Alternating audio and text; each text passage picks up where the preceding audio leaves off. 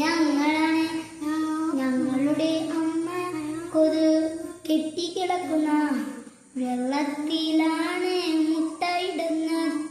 അങ്ങനെയാണ് ഞങ്ങൾ വളർന്നത്. അങ്ങനെയാണ് ഞങ്ങൾ നീന്തൽ പഠിച്ചത് കൊണ്ട് പറക്കാനറി. പറക്കുന്നതിന്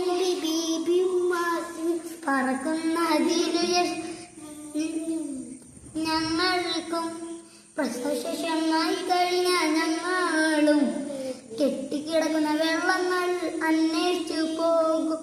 ഞങ്ങളെ മുട്ടയിട്ടും ഞങ്ങൾക്കും പോലെ തന്നെ കുട്ടികളും വളരും.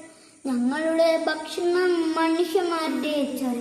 ഞങ്ങൾക്ക് ഇഷ്ടം ചോരയാണ്. ഞങ്ങള്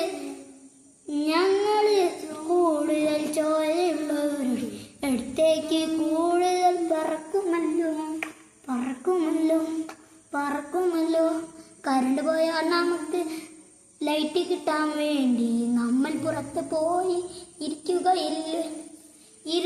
കാലത്തല്ല, വൈകുന്നേരമാണ്.